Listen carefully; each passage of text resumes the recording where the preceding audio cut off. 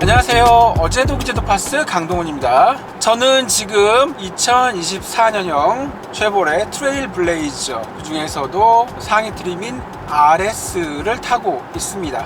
오늘 이 영상에서는요, 쉐보레 트레일 블레이저의 가속 성능, 특히 제로백, 그리고 주행 특성, 주행 질감 등을 간단하게 설명드리겠습니다.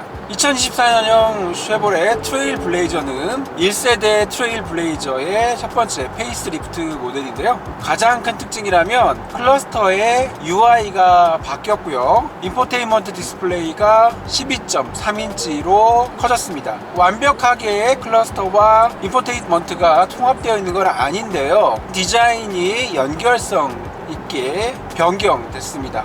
그리고 실내 인테리어는 일렬과 대시보드 부분이 앞서 출시된 트랙스 크로스오버와 비슷한 형태로 바뀌었어요. 외관은 기존 트레일 블레이저에서 다듬어진 형태고요. 범퍼가 좀 더 커지고 그릴이 좀 더 돋보이는 형태로 바뀌었습니다. 일반인이 봤을 때는 인상이 조금 뜨뜻하긴 한데 달라진 걸 잘 모르겠다라는 정도의 수준이에요.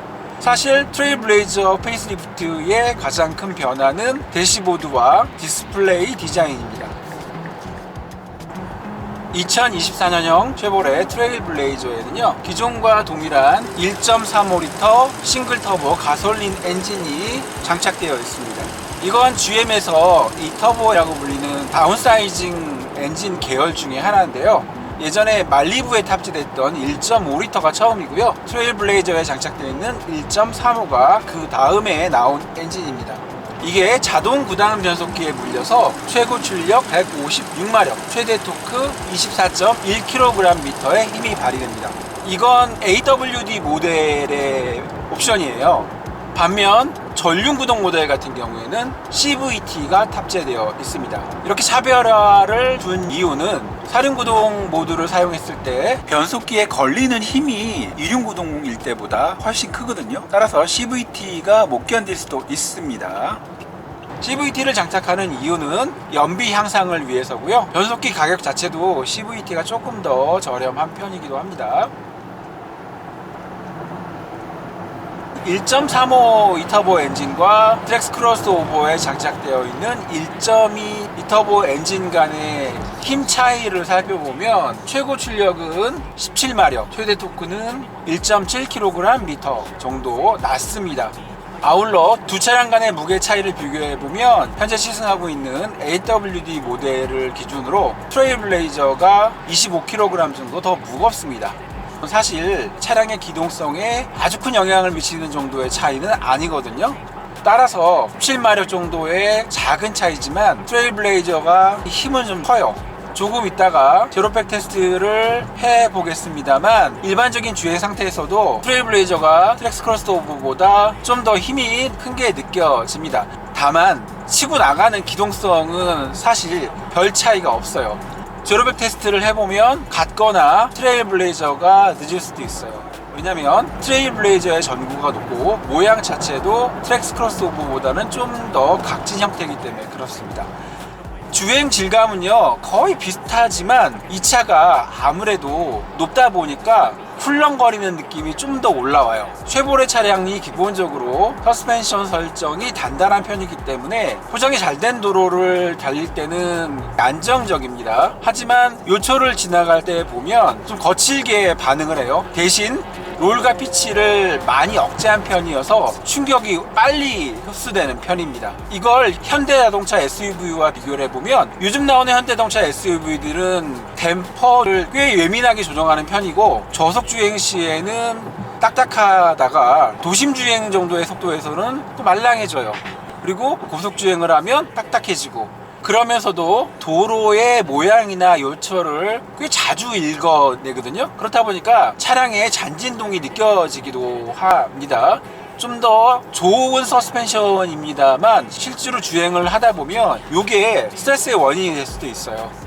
쉐보레 같은 경우에는 서스펜션이 예민하지 않은 편이면서 딱딱한 편이라서 충격 같은 거를 빨리빨리 흡수를 하지만 순간순간 텅텅 이렇게 튀는 느낌이 올라옵니다.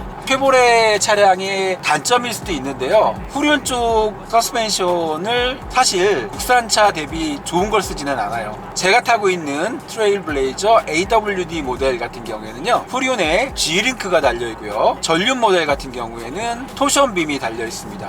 이거 국산차들과 비교해보면 이 정도 급의 차량이 되면 멀티링크도 들어가고 토션빔이라도 고무부싱을 대용량을 집어넣어서 충격을 조금 더 부드럽게 받아내는 성향으로 바뀌고 있는데요. 쉐보레 토션빔 찡이 많이 나타납니다. 그리고 G링크는 토션빔에다가 프링을 좀 다른 걸 쓴 거거든요. 그렇다 보니까 특성 자체는 토션빔에 가깝고요. 뒤쪽에 무게가 실리거나 이랬을 때 튀는 게 좀 덜하다고 할 수 있어요.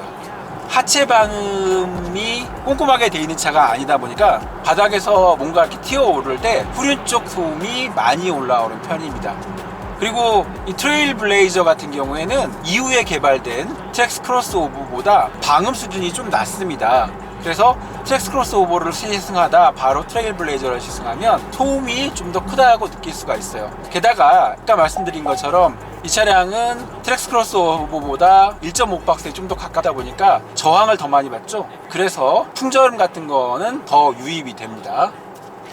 늘 그렇듯이 에어컨은 완전히 끄겠습니다. 스포츠 모드는 없습니다만 오버부스트가 있어요. 깃발 모양의 버튼을 눌러놓은 상태에서 출발을 하겠습니다. 구동 방식은 전륜 구동입니다. 이 차량에 AWD 모드가 있다고 그랬죠. 일반적으로 사륜 구동을 쓰면 출발할 때 조금 더 안정적이고 타이어 스핀을 막을 수는 있습니다만 이 차량 어차피 어느 상황에서도 타이어 스핀은 일어나지 않습니다. 힘이 그렇게 크지 않은 차예요. 반면 차량이 어느 정도 속도가 났을 때 네 바퀴 모두를 굴리면 힘은 떨어지게 되죠. 그래서 전륜 구동으로 테스트를 하겠습니다. 차량 움직임 확인하고 완전히 확인된 상태에서 출발!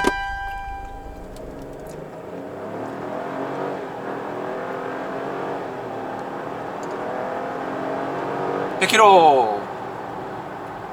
엔진의 움직임은 앞서 타봤던 트랙스 크로스오버에 비해서는 좀 더 균일한 반응을 보입니다. 트랙스 크로스오버 같은 경우에 확실히 저속 구간에서 엔진 회전수 높아지는 속도가 빨랐는데 트레일블레이저는 그에 비해서는 여유있게 올라가는 편인데 일반적으로 1.5나 1.6 터보를 쓰는 동급 차량들에 비해서는 확실히 엔진 회전수 증가되는 만큼 차량의 힘이 같이 높아지지는 않아요. 그러니까 엔진 회전수 먼저 올라가고 차량의 속도가 천천히 따라 올라가는 편입니다. 그리고 고속으로 갔을 때도 트랙스 크로스오버보다 속도 증가폭이 덜 떨어집니다.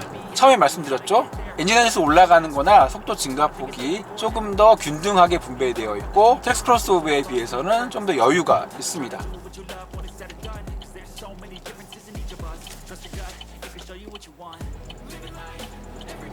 조금 전처럼 빠르게 유턴을 할 때도 차량이 전반적으로 무게감이 있어요. 이게 예전부터 GM 차량의 장점으로 평가돼 왔던 부분인데 확실히 스티어링 휠이 무게감이 있습니다. 그리고 차량이 일반적인 소형 SUV보다는 좀 높은 편이긴 합니다만 롤링이 크게 느껴지지 않습니다.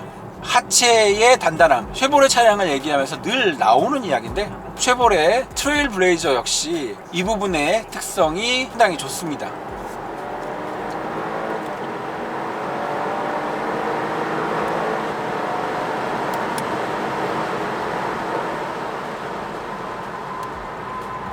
이상으로 2024년형 쉐보레 트레일블레이저 AWD 모델의 주행 특성, 승차감, 주행 질감, 그리고 제로백을 소개해드렸습니다. 지금까지 어제도 그제도 파스 강동훈이었고요. 영상 내용 흥미롭고 도움되셨다면 공감, 다음 컨텐츠가 기대되신다면 구독과 알림 설정 부탁드립니다. 영상 시청 감사합니다.